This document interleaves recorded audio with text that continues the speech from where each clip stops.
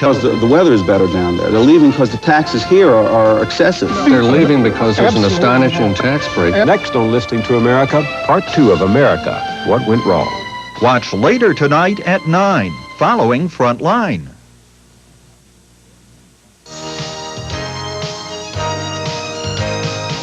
You're viewing Iowa Public Television, a resource for Iowa's future.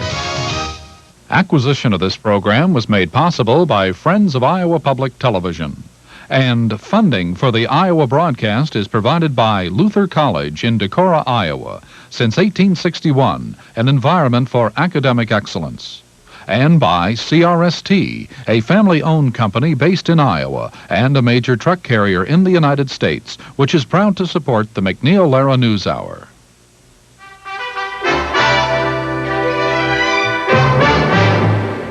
Good evening. I'm Robert MacNeil in New York.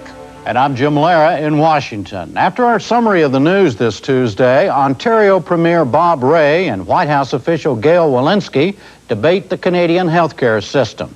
Tom Bearden reports on making the state government's ends meet in Florida, and we update the war over the dividing nation of Yugoslavia. Funding for the MacNeil Lehrer NewsHour has been provided by PepsiCo.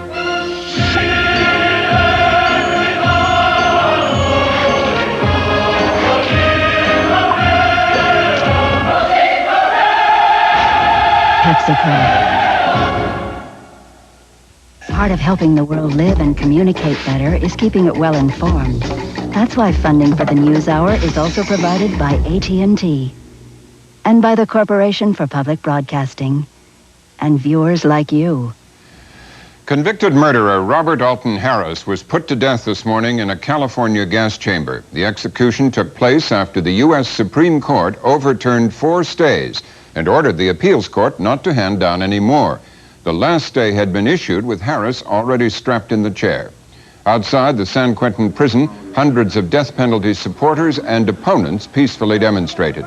Harris was the first person to be executed in California in 25 years. Jim? Hundreds of anti-abortion protesters demonstrated in Buffalo, New York today. They were met by about an equal number of abortion's rights demonstrators. Police said there were some skirmishes between the two sides. 2 people were arrested. The group, Operation Rescue, has vowed to blockade and close down the city's 4 abortion clinics. Medicaid, prison costs, and increased demands for welfare are among the leading budgetary problems facing state governors this year. The National Governors Association released its annual survey of state fiscal conditions today. It showed a general pattern of budget cutting and tax increases. But the report said fiscal conditions were the worst they'd been in 15 years. New England states were hardest hit, followed by the Mid-Atlantic, the West, and the South. The association's executive director spoke about one major problem area. Healthcare costs is the major problem. Not only has it grown 20% a year over the last couple of years, and Medicaid represents about 14 to 15% of state budgets, but as you look out over the next 5 years, even the Congressional Budget Office continues to have Medicaid growing at 17% per year over the next 5 years. We need to work with the Congress and the administration on comprehensive health care reform. That's probably the only way that we're in fact going to be able to handle health care costs. As an example of one state's new struggle with budget and taxes, we have a report on Florida later in the program. The Federal Bureau of Investigation reached an out-of-court settlement today with some 300 of its black agents in a discrimination case. The 2 sides reached an agreement in principle to reform the FBI's employment policies and practices. In addition, black agents who filed complaints will receive promotions, back pay, and other monetary compensation. Under the agreement, the FBI did not admit it engaged in any form of racial discrimination. The agency's legal counsel, Joe Davis, explained that at a Washington news conference. Under the law, there are certain situations in which you can have something that would be referred to as discrimination and would be prohibited by Title VII without any intent to discriminate. If you have facially neutral policies or practices that adversely impact on a particular minority group. And so there were a few areas where we saw indications from the statistics that we might have that situation. One of the agents involved in the complaint was Liz Cassell. She had this reaction at a separate news conference in Washington. At her request, we have obscured her face so as not to compromise her position as an undercover agent. I feel confident that things will be better. As Joe mentioned earlier, most of us went into this with the idea that we could change the system. And that's what we wanted to do, is to change the system. Because Director Sessions is interested in changing the system and providing a colorblind system, then we were able to do this. Specific details of the changes are still being negotiated. In Afghanistan today, a government leader said he was ready to surrender power to a rebel-led council. But so far, the rebels have not agreed on who should lead such a council. The country has been led by the remnants of its once Soviet-backed government since President Najibullah was forced to resign last week. We have a report from Kabul by Paul Davies of Independent Television News. The UN envoy to Afghanistan appealed to all rebel groups to join the peace talks. We are almost there. Don't destroy the chance for peace. At the same time, I like to say to everyone, and I'm sure you will agree, and they will agree, that this is the time to promote tolerance and forgiveness. This is the time to refrain from revenge. Today, the guns defending Kabul have been largely silent, waiting for the threatened assault and for the outcome of new UN-sponsored talks. In the new no man's land, villagers took advantage of the lull to go about their normal business, moving their herds out of what could soon be the next battlefield. The main routes into the city are now patrolled by a mixture of government troops and mujahideen, who've come together to form a defensive barrier to block the advance of the Islamic fundamentalist army. This army officer told us he's happy to stand alongside his former enemies. He said, "We're forming a line here as brothers to stop those who want to destroy Kabul." The UN envoy has been meeting several mujahideen leaders today. He believes he's now critically close to reaching agreement on a new mujahideen-dominated council to replace the government of former President Najibullah. Najibullah remains in Kabul at a United Nations office. His family has gone to India. There was more ethnic fighting today in the Bosnian capital, Sarajevo. Serbian forces are continuing to resist Bosnia-Herzegovina's declaration of independence from Yugoslavia.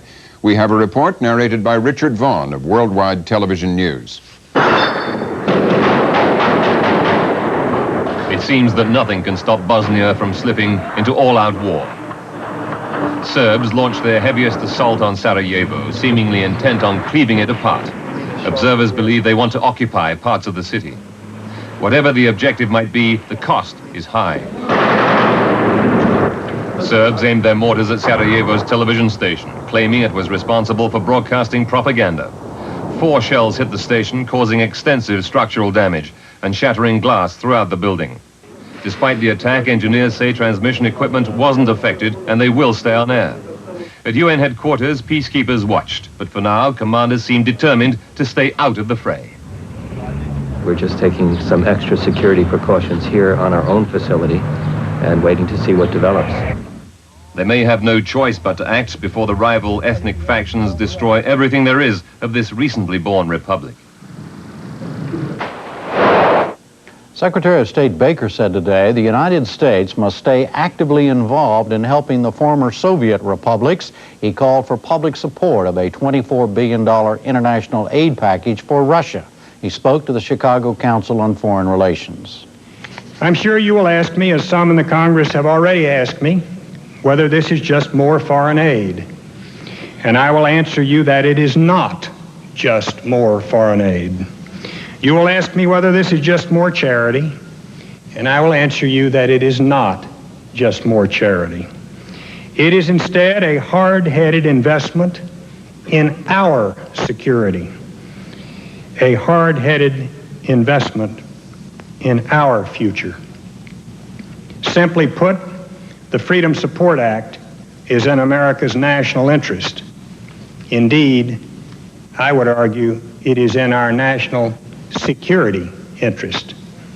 Arab and Israeli negotiators have agreed to meet in Rome for another round of peace talks. They will follow those scheduled for next week in Washington. No date has been set for the Rome session, but a State Department official said they will not be before Israel's June 23rd national elections. And that's our summary of the news. Now it's on to a debate on Canadian health care, budget problems in Florida, and an update on fighting in Yugoslavia.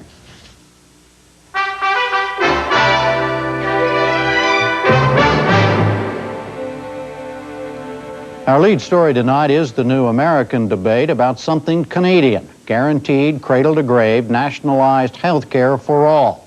The political push toward reforming the U.S. system has led some to advocate adoption of the Canadian approach. President Bush is among those opposed. Here is the way he laid out the choices in his State of the Union address. Really, there are only two options. And we can move toward a nationalized system, which will restrict patient choice,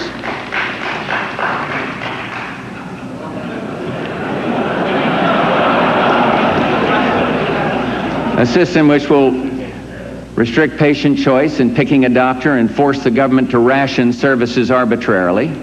And what we'll get is patients in long lines, indifferent service, and a huge new tax burden. Or we can reform our own private health care system, which still gives us, for all its flaws, the best quality health care in the world. Well, the debate about the Canadian system has continued since that speech, and we continue it now at a government-to-government level. GAIL WILENSKY is Deputy Assistant to President Bush for Policy Development. She advises Mr. Bush on health policy. She served earlier as Administrator of the Healthcare Financing Administration, the federal agency which runs the Medicare and Medicaid programs. Bob Rae is the Premier of Ontario, Canada. Mr. Rae, like the Premiers of Canada's other provinces, is responsible for overseeing the local administration of Canada's national health care system, of which he is a strong advocate. He is with us tonight from Toronto. Mr. Rae, you answered President Bush and other Americans in a recent Washington Post op-ed page, quote, "I'm glad we have our system and not yours," end quote, you said. Why are you so glad, sir? Well, because the things that President Bush said in his speech about how our system runs, I can't speak for other countries. I don't know what other systems he had in mind, but in Canada, patients have the right to choose their own doctors and do. They have that right is fully established and clearly established and has not been changed at all by the way in which we've changed our insurance plan. Because we're able to provide insurance for literally for everyone, that it is paid for out of tax dollars at the provincial level, and on the whole, it's a system that is more affordable for our society, more affordable for our economy, and provides a better quality of care than any of the alternatives that we've seen. And the picture that President Bush describes, or Senator Tsongas, who's commented on our system, when they talk about our system, I simply don't recognize what we experience here. It's not a perfect system. But we think it's a good one, and we think that if you want to study it, that's fine.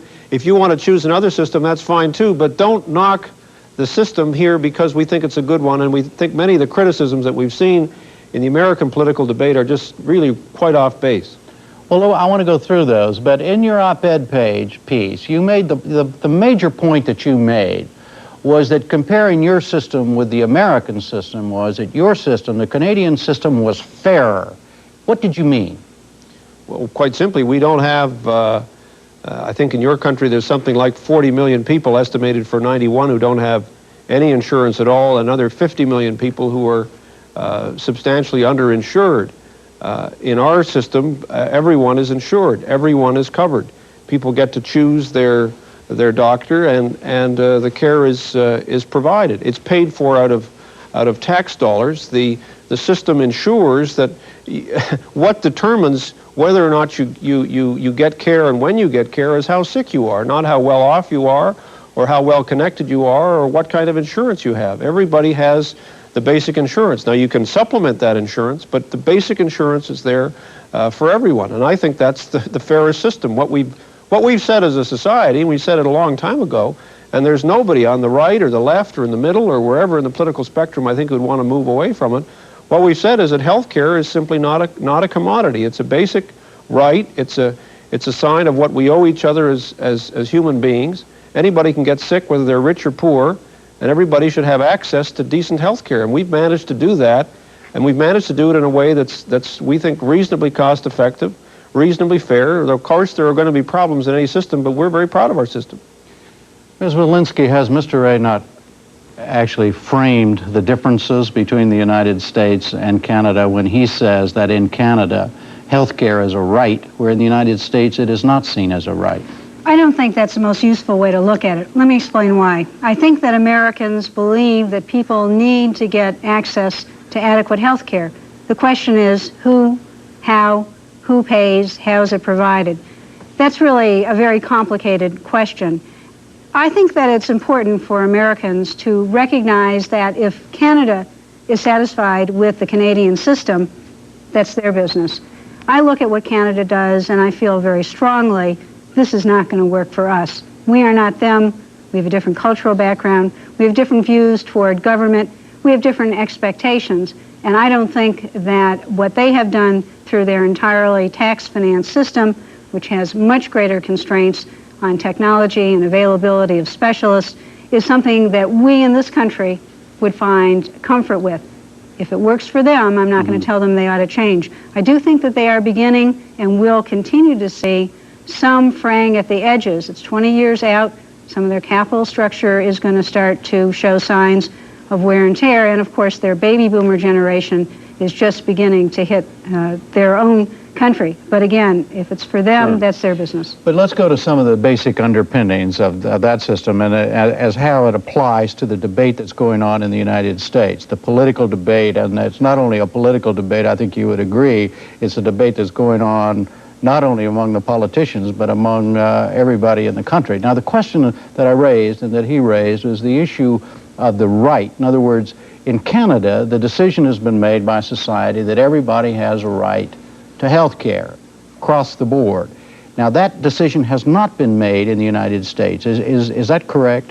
Well, in the sense of, does the government guarantee that you will have insurance or that you will have coverage? No, we certainly have not made that kind of decision. What we have said, and what President Bush has announced, is that the government ought to make sure that poor people have access to insurance and that the barriers that exist that keep the rest of us from sometimes getting insurance or knowing we'll have it have to be broken down. But our whole concept of a public-private partnership is a very fundamental way we look at social services. Canada has no private universities. The whole notion of wiping out private higher education, doing away with that public-private partnership, would, I think, strike people as being very strange indeed. It really is a very different view. What's the role of government? How do we best respond to the needs of our citizens? I think there are very few people who would want government controlling 12% of our gross national product and everything that means in terms of responsiveness. Well, Mr. Ray, isn't she right that before you get to health care specifically, you have to take one step backward to the political philosophy that guides your country vis-a-vis what guides this country? Well, I think the issue is one of values in part, but it's also one, frankly, of information. I mean, there's a number of things which Ms. Wilensky has said about our system, which I appreciate the comments that she's made. I could make equally strong comments with respect to the American system. She says our system may be fraying after 20 years. I don't think your system is fraying. I think your system is falling apart. I think when you've got 90 million people who either don't have any insurance or are dramatically underinsured, you're the only industrialized country in the Western world that's in such a situation. It may be that the country that's out of step with what's going on in the rest of the world is the United States and not everyone else. Let's let Ms. Wilensky respond. Let me just say one thing. We accept a public-private partnership. That's essential. The argument, for example, that President Bush makes that in what he calls a nationalized system, the only thing that's been made public in our system effectively is the system of insurance. We have one insurer in every province. We've dramatically reduced the administrative costs of the system. Our administrative costs, our bureaucratic costs, the cost of bureaucracy, which I would have thought would be of interest to Americans, is about 25% per capita of what your costs are. That's where the savings come in. But all the other stuff about how Canadians can't choose their own doctor, or how we don't have access to technology, or how, you know, people die waiting for operations, this is cliche-ridden stuff. It does not describe the system that I think most Canadians understand and see instinctively and see happening all around us. Ms. Wilensky, have you got his system wrong? There are a lot of points he just raised. Let me say first, the 90 million is a number I think most of us would not accept. There are some 30+ million people without health insurance coverage. What counts for underinsured is very much in the eye of the beholder. We recognize in this country that having large numbers of people without health insurance coverage is a problem. The President has stepped forward with a plan to resolve that. Others have as well. And we recognize that our costs are increasing too fast. The good news for us is that we couldn't have designed a system to spend more money than the one we've got that gives us lots of place to look to try to get a handle on healthcare cost increases without going to a system which for us would be very uncomfortable, that is government single payer. Now the issue about whether we're the ones out of step, they're the ones out of step, Canada is frequently cited as being very much in line with other European countries. In fact, it is one of the few countries that does not have a place for private insurance. I'm not going to say that's wrong for them, but it actually is not very moderate with them. Excuse me, Ms. Wilensky, that just isn't the case. You've just said something which isn't true. You've just said that there's no room for private insurance in the Canadian system. There are hundreds of thousands, indeed I would suspect millions of Canadians who have supplemental insurance of various kinds. So that, again, let's get the facts straight. Now the room for private insurance may not be as big as you or others would like it, but to go around telling Americans that Canadians can't choose their own doctor, that there's no room for people having additional insurance, the other stuff that's being said is really quite unfair. And it's almost as if we're being forced into the debate in the United States because, I mean, Senator Tsonga said, for example, he said if he'd been ill in Canada, he wouldn't have been able to get the same treatment. False. The treatment has been in place in Canada for as long as it's been in place in the United States. I was a bone marrow donor myself, I mean, for my own brother. So the stuff that's being said about our system, I think is becoming, is putting at issue, really, why it is that so much about the Canadian healthcare system is being misunderstood and misinterpreted in the middle of this political debate in the United States. Let's give Ms. Wilensky an opportunity to describe what she believes the Canadian health system is and why it wouldn't work here. Fundamental decisions are made at a governmental level. It is government-financed health care in this country that carries with a very large connotation. Decisions about technologies are made at the provincial level. They are done through global budgets. So many, whatever, CAT scan machines and that sort of thing. Lithotripters, the kidney stone smashers, magnetic resonance imagers, the MRIs, the latest in imaging. These devices are allocated in a very careful way as a way to try to control healthcare costs. They're much less available. People are expected to travel to university sites to have them in very controlled ways. The number of specialists are much more controlled than they are in the United States, and they're controlled in much more of a government-oriented fashion. For us to look to this kind of a system where government makes the decisions about how much and how to allocate it and raise the money to finance health care through taxes would be a very foreign concept. There's a wonderful quote that was on the PBS show about 2 weeks ago on critical condition, where a man from Flint said, "I'm for national health insurance. I just want to keep the government out of it." Now that's not the kind of comment that you hear in Canada. And again, I am not telling Canada that this is not a good system for them. I do believe very strongly our way of doing things, our view of government, our views about the role of government, and our inclinations toward availability of modern technologies in an easy way is a very important distinction. Let me ask you this. There are many ways to measure quality of health care. One of those that Mr. Race cited in his op-ed piece and that I read today, those who advocate a Canadian system for here point out that two of the measurements are infant mortality and longevity of life. And in both of those categories, Canada outranks the United States. I think, frankly, you know better. I think that you know that both infant mortality and life expectancy are heavily influenced by lifestyle factors. Our problems are much more to do with drugs and alcohol abuse, not taking proper care. You need medical care. There are instances where medical care makes the difference of life and death, but we know that these factors are much more heavily influenced. All right, then what measurements would you use? In other words, how would you judge, and what basis would you use to judge the differences between the quality, the health care that the average Canadian gets vis-a-vis the quality that the average American gets? Well, I think that what we are trying to do in this country, and it's something this country has been a leader on, is look to outcome measurements, look to what really makes a difference, as well as, of course, how people function, how well they're functioning, the whole sense of well-being. Very little of medical care at any point in time really is distinguishing between life and death. It has a lot to do with quality of life, how well we function, the sense of well-being that we have in our system. Those factors, of course, are driving in part our interest in reform. We know that we've got to make changes. I don't want to sound like our healthcare system now is everything it should be. We know that's not true. But on areas like quality and easy accessibility and comfort, we do have very strong measures and leaders in research and development and training, pharmaceutical research, areas in which not only we gain a lot, but of course the rest of the world gets to gain with us. Mr. Ray, what measurements would you use to judge the differences in the health care quality that the average Canadian, average American gets? Well, I do happen to think that basic criteria like how long you live and how many children survive and so on, I think those are basic factors. Those are basic measurements that are used by the World Health Organization and everyone else. I don't disagree with Ms. WILENSKY when she says that there are a lot of other factors. Of course there are, but let's not redefine the problem or redefine the issue.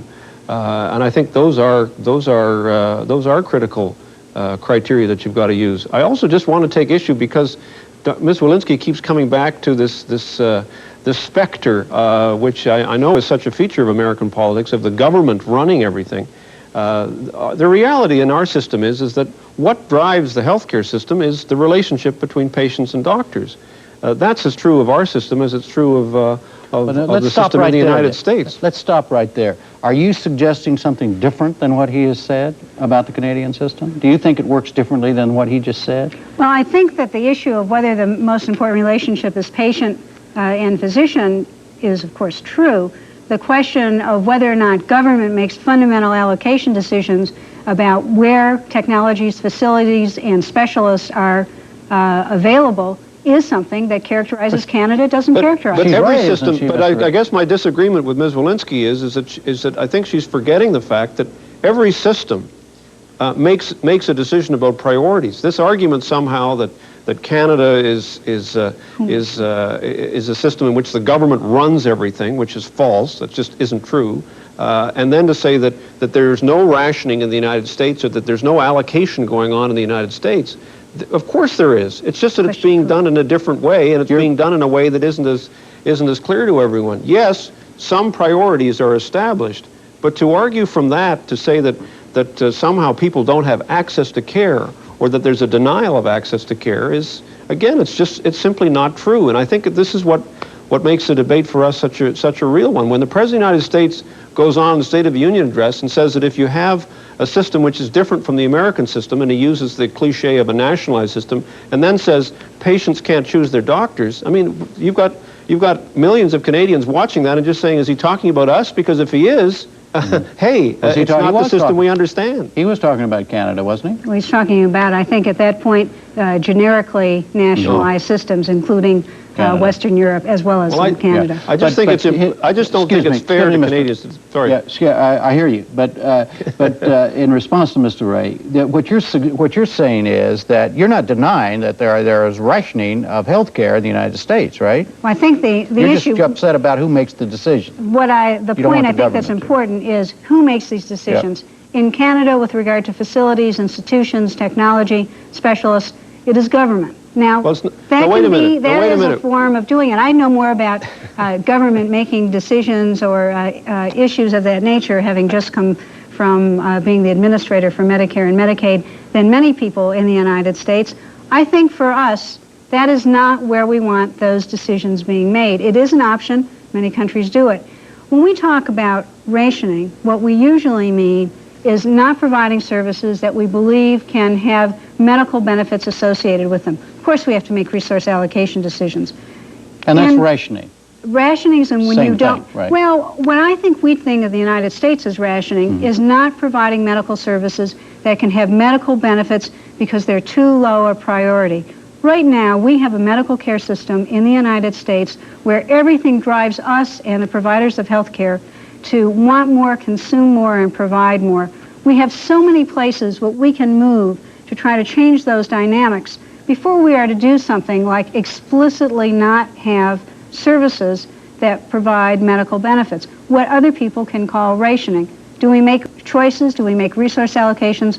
Of course, we make resource allocation decisions. In that case, so do we. I mean, I just say, if you're going to play those word games, Ms. Wilensky, then I would just say to you, that's exactly what happens in our system as well. And to argue that somehow it's the government alone acting in some sort of a vacuum which simply determines these things, when in fact the evidence is overwhelming in our own system that it's the choices of patients and of doctors working within the context of what is affordable. Obviously, no society exists without limits. The insurance companies, the private insurance companies in the States make those decisions all the time. And no television show exists without limits either. So we have to go. Premier Ray, thank you for joining this debate. Thank you very much. Tonight in Toronto. Ms. Wilensky, thank you here in Washington. You're very welcome. Later this week, we'll be looking at new plans to contain health care costs that have been adopted in Oregon and Minnesota.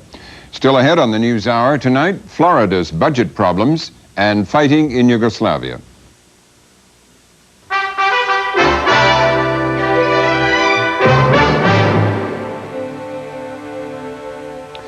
Next tonight, the fiscal state of the states. Meeting in Washington, the state governors reported today that they are facing their worst budget pinch in 15 years, despite massive spending cuts and increased taxes. With more and more of the burden falling to the states for all sorts of programs previously funded by the federal government, and on top of a bad recession, the budget squeeze will only get worse. Correspondent Tom Bearden went to Florida to report on how that state was making ends meet.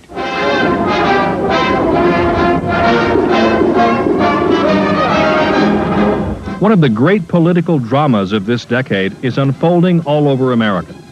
It's a new and bitter version of the old fight between those who want to spend more money on state government and those who say enough is enough. This particular state is Florida.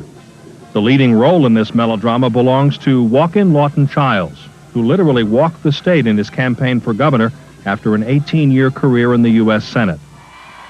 He promised to cut back state government, and in his first year in office, cut over $1 billion from the budget. Now he's fighting hard for the biggest increase in the state's history, close to $1.5 billion. He says it's part of his plan to bring state government, especially the schools, into the 21st century. We want to give our schools back to our teachers. We want to give our kids back to our schools. We want to give this state the kind of history and course that it should have. And you're out here helping us do it. God bless.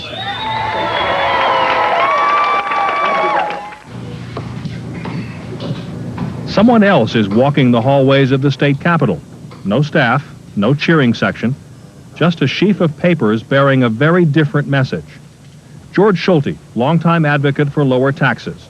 What he lacks in constituency and clout, he makes up for with the gadfly's dogged persistence. You have sent accurate, deadly, ballistic, Scud tax missiles throughout over this state. And I don't think we are going to survive. Government in this state now represents 1 employee in the government sector to every 5 in the private sector. We cannot survive. There's nothing new about fights over taxes, but this one is a good example of how those sorts of fights have changed lately.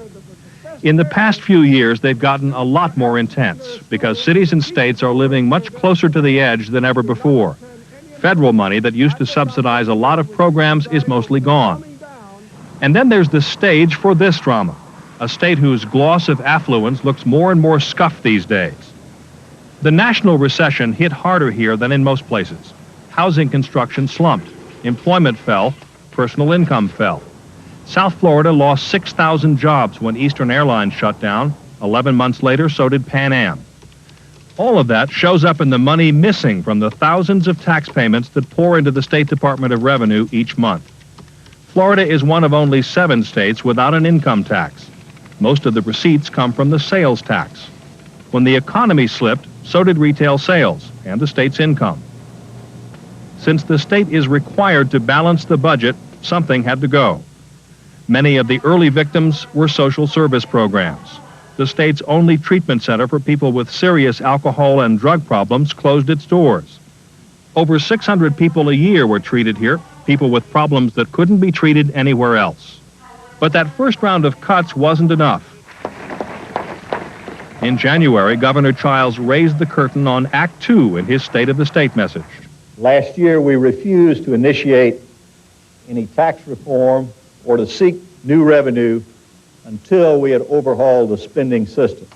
Then the governor unveiled what he called his investment budget, increasing spending $1.33 billion. The money was to come largely from extending the sales tax to previously exempt services like dry cleaning and cable TV. This is our plan, investing in Florida's future. Everybody in the room knew what had happened in New Jersey 2 years earlier when Governor Jim Florio's tax hikes touched off a voter rebellion. Florio became a political pariah. But Childs seems unfazed, even though his ratings are the lowest they've ever been. He's pressed ahead, turning his part in the drama into a road show. He flies from city to city, an endless succession of photo ops and sound bites to sell his program. My son wanted to thank you for investing in his future. Oh, great. But for every bouquet, there's a brick. This town meeting in Tampa was packed with people who make their living in or benefit from state programs. Dissenters were few, but were very angry. What you failed to mention is 500,000 small businesses that are being destroyed by your taxes. And if you pass this mom and pop service tax that's been advertised in the paper, you're going to put the rest of us out of business. There won't be a source for the taxes, sir. If you have a bucket that has a lot of holes in it, you don't fix it by expanding the size of the bucket, sir. You fix the bucket and patch the holes. Brother, I've been working on holes for a year, and I've cut $2 billion out of the budget. Now, you show me anybody that's made those kind of cuts, and the first billion were the leaks, were the fat and the waste. I'm confident of that. When we started cutting the second billion, we started cutting into muscle and nerve, and the last $600 million that I cut, all were programs that were not going to save these very people that you're talking about more money. And let me ask you something else. What did you think of the president's speech last night? Quite frankly, I don't have any opinion on his speech last night. Let me tell you, he's going to borrow and add to the deficit $450 billion. Now, you want to know what's hurting that lady? You want to know what's hurting your small business? It's a federal government that will not pay as they go. You know, my tax plan is because I've got the courage to follow the Constitution that says we're going to pay for what we spend in Florida, and I've got the courage to not say, read my lips, and I want to say we can go cut. I can't find any more cuts. You help me find them, and I'll cut it. The governor's main selling point is the public schools. They get 60% of their operating funds from the state. Childs says earlier cuts have hurt them badly, that without a tax increase, they'll be little more than babysitters. Take the textbooks out. Let's look at the first problem. This is Killian High School in Miami. 3,300 students, 58 different nationalities. 150 of them take English as a second language. The huge county school system has already cut $85 million. They did it by offering fewer class periods in the day, taught by fewer teachers. In Richard Townsell's chemistry class, that means 5 or 6 kids working at lab benches designed for 4. Somebody is always odd man out. There's more chance of an accident. Most teachers have more students to teach, more papers to grade, more discipline problems in crowded classrooms. I said quietly, I hear too many people talking, and I don't hear chemistry terms, so I know you're not talking about chemistry. The stress level for students and teachers has gone up considerably to the point where we very frequently have situations where teachers simply emotionally, physically, whatever the situation may be, cannot take any more kids in their classes. So you sometimes have a situation where a kid needs a class, the teacher already has 45 or 50 students in the class, and there's no place for him to go. But Childs faces a tough audience. How tough? Well, even Killian's parent-teacher organization isn't leaping to its feet to applaud the call for help. Why don't the taxpayers say, we got a great system, let's keep it going the way it is? I don't know. I think it's the mistrust. I really think it's the mistrust. Of the schools or of government in general? Of government in general. You think they've broken their promises before? Yes. You trust them? I don't know. I think they're trying to squeeze us to the point that we're going to say, give us taxes. Okay, we'll do anything, just to give us taxes. I don't think all the measures have been taken to provide the funding that they could take. How are those taxes being spent? Officials hammer relentlessly at a few simple themes. If we don't spend more, classes will get bigger. In the 4th grade, there are 38 students. If we don't spend more, we'll fall behind and won't be able to compete. How in the world we keep up with the Japanese or the French or the Germans, or how will we keep up with the Georgians, because they're going to do better than that? The complete picture is extraordinarily complex. Used selectively, it provides ammunition for both camps.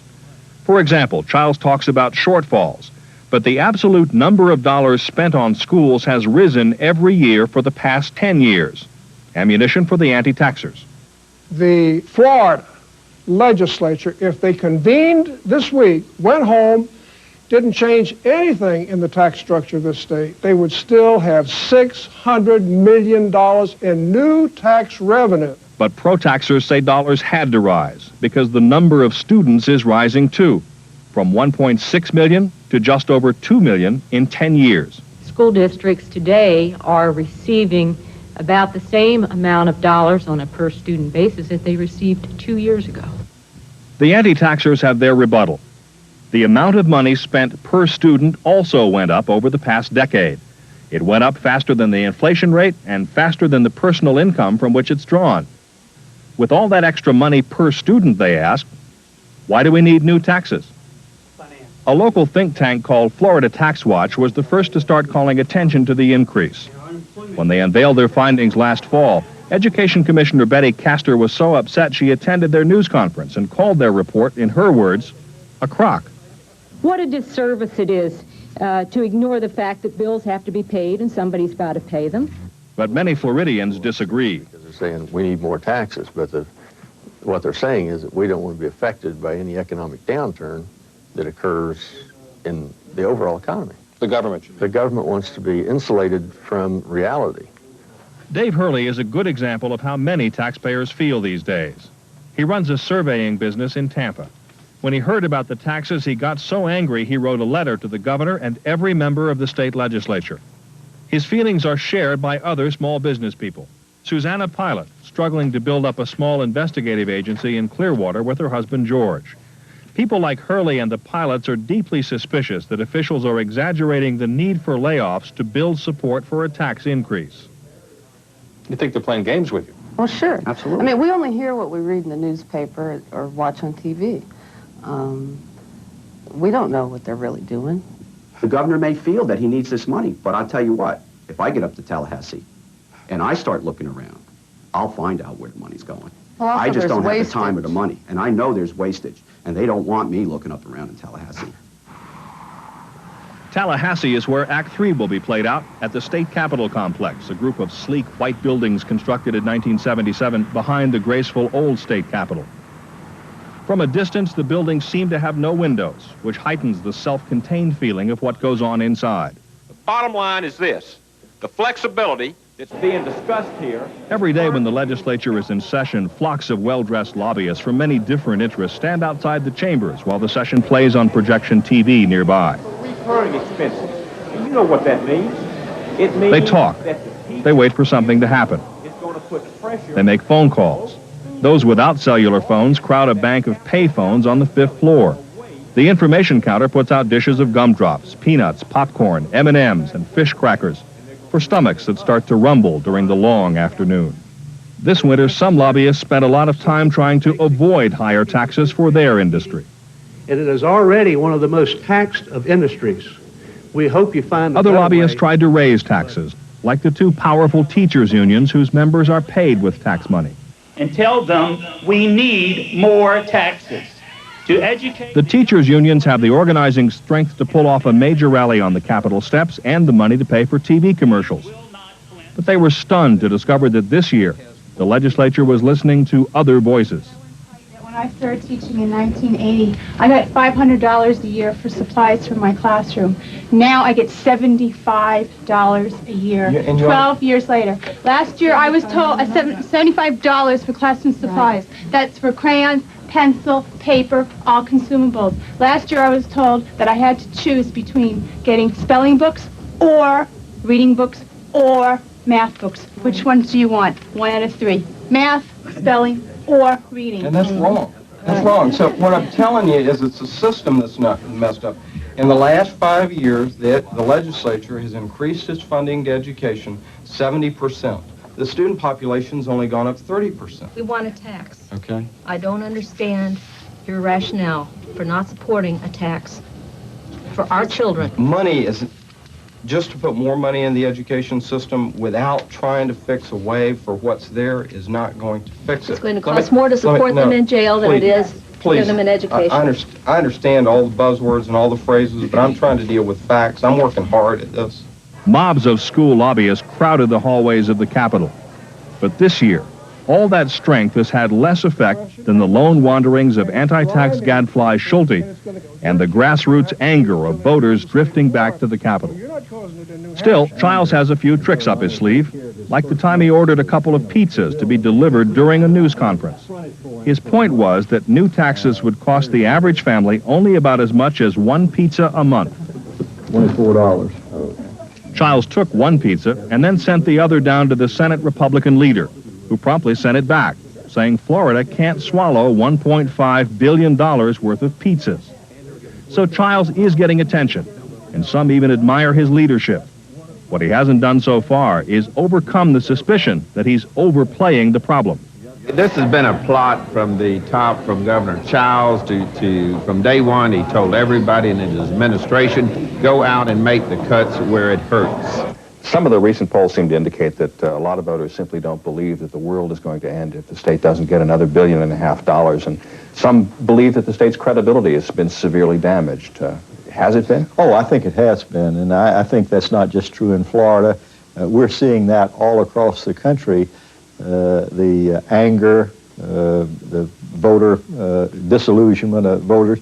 We're trying to change things and do things completely different in Florida, and we know it'll take a while before we get credibility. Committee substitute for Senate Bill 268, a bill to be entitled and act relating to state budgetary system. The arguing, maneuvering, and noshing continued for 7 weeks. In March, the legislature finally passed a bare-bones budget, one that didn't require a tax increase, and then adjourned. True to his word, Childs vetoed it. It was a frank challenge. Come back into special session and give me the budget I want, or there won't be any budget at all. You think you're going to be sitting in that chair come next election time? You know, all I've said is that I ran for a 4-year term. I'm going to serve every day of that as well as I can, but I'm not going to make any decision based on whether it helps me or not. I used to do that. I've lived in that kind of life at one time where I had to be popular with everybody. I got so tired of it, I left the Senate. This is exciting to me because, you know, I feel good about what I'm doing. The legislature is supposed to come back in May for a special session on taxes. So this cast could find itself playing a very long last act before the curtain rings down on their drama.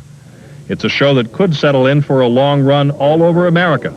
Same characters, different local cast, as the old battles over taxes and spending ratchet up to new levels. Watch for it. It's coming soon to a state house near you.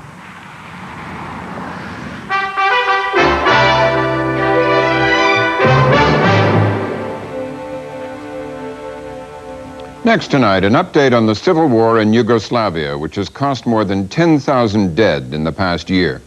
The object of the fighting now is the Republic of Bosnia-Herzegovina, which recently declared its independence from the Yugoslav Confederation.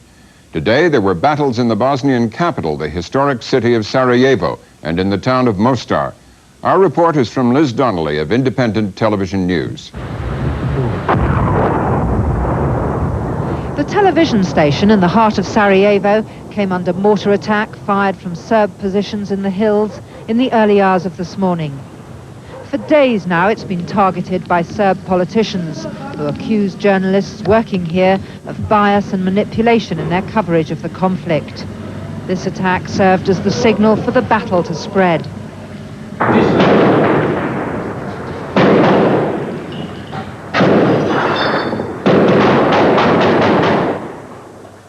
Other key buildings like the Central Electricity Headquarters were also the focus of attack. Positions defended by members of the newly formed Territorial Guard of Bosnia-Herzegovina, an anti-Serb alliance made up mostly of Muslims and Croats.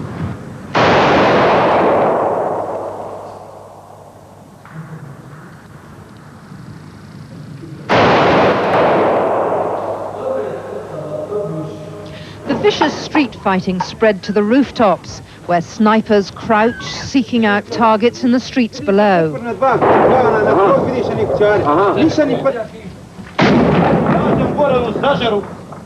The Territorial Defence Guard has been preparing for a major attack, but though today's fighting's the heaviest here to date, it's far from clear whether it represents the start of the full-scale assault which many fear.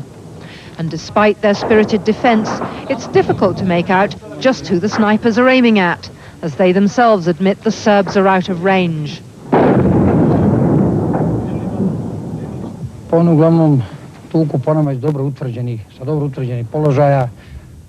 They're shooting at us from secure positions.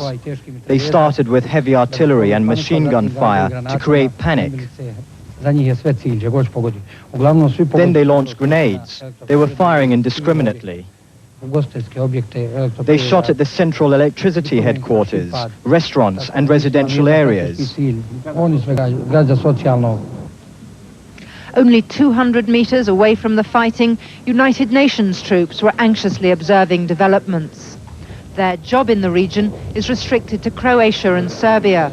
And though this is the headquarters of the operation, they have no mandate to intervene and are only too well aware that events in Sarajevo could threaten their base and jeopardize their entire operation. Our security people are on alert. You can see them. They've got their weapons at the ready in case they need to defend this facility, but we have, at this moment, no reason to think that there'll be any hostilities directed at us. We just happen to be in the middle of it, it seems. The Serb political leader in Bosnia-Herzegovina is Radovan Karadzic. It's unclear what his relationship is with the Serb irregular forces. His office issued an order forbidding them to fire on Sarajevo, which they ignored, so the possibility is that this is a political game. But he denies his intentions are aggressive. We don't want to gain territory which does not belong to us. We just want to defend our territory, which are historically and ethnically Serbian territories, in order to prevent occupation by Croats or Muslims. And if they occupy it, they would not negotiate anymore. They will take it for themselves. In the ancient and picturesque city of Mostar, to the south of Sarajevo, the colours of the new Republic of Bosnia-Herzegovina hang defiantly from the mosque. There's been fighting here for more than 2 weeks since the European community granted recognition. Like many of the towns involved in this conflict, the population here is more or less evenly split between Muslims, Croats and Serbs. But it's the Croatian district which has suffered most of the attacks. Are people here frightened or worried? How would you say? Yeah, frightened and worried most of the time, even in the night, because all of their attacks they planned in the night because they thought we didn't accept that. They want to surprise us. But as we were filming here, the local militia told us they'd been warned that another very serious attack was imminent.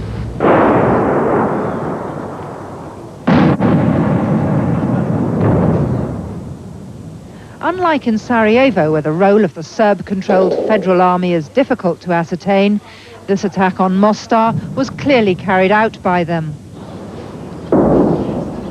Looking up at army positions on the ridge of the hill above the city, it was possible to make out mortars being fired.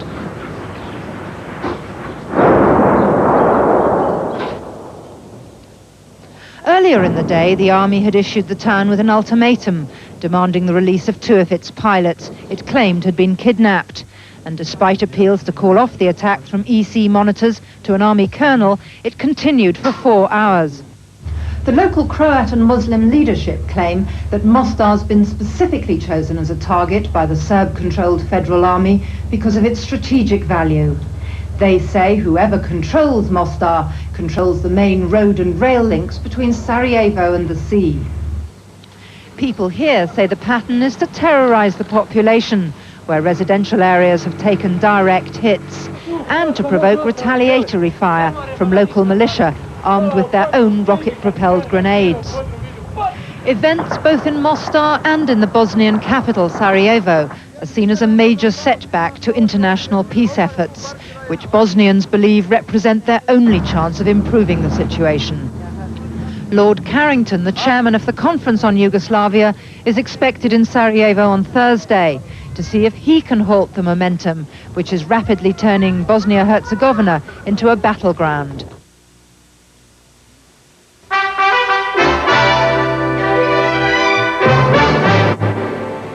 Again, the other major story of this Tuesday, convicted murderer Robert Alton Harris was executed in the gas chamber at San Quentin Prison. It was the first execution in California in 25 years. Good night, Robin. Good night, Jim. That's the News Hour for tonight. We'll be back tomorrow night with analysis of the Pennsylvania abortion case that is being argued at the Supreme Court. I'm Robert MacNeil. Good night. Part of helping the world live and communicate better is keeping it well informed. That's why funding for the MacNeil-Lehrer NewsHour is provided by AT&T and by PepsiCo.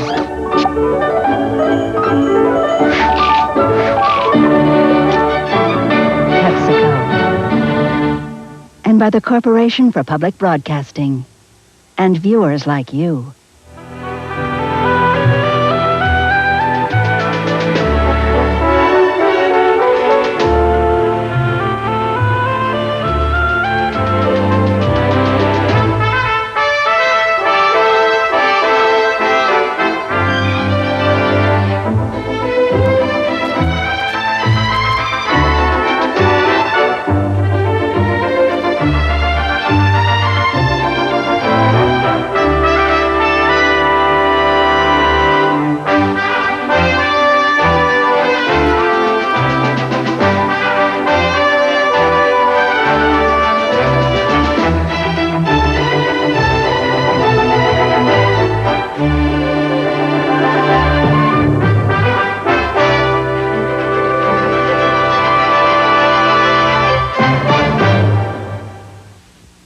Videocassettes of the MacNeil-Lehrer NewsHour are available from PBS Video.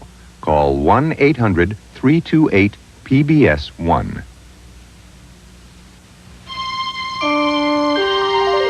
This is PBS.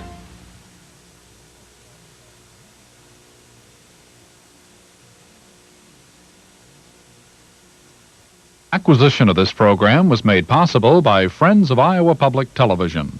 And funding for the Iowa broadcast is provided by Luther College in Decorah, Iowa, since 1861, an environment for academic excellence. And by CRST, a family-owned company based in Iowa and a major truck carrier in the United States, which is proud to support the MacNeil-Lehrer NewsHour. You're viewing Iowa Public Television. Enjoy more TV worth watching tonight. Next time on Nova, Mount Everest. Beautiful, dangerous, and long believed to be the tallest mountain in the world. But is it? Is rival K2 higher? New technologies of measuring and mapping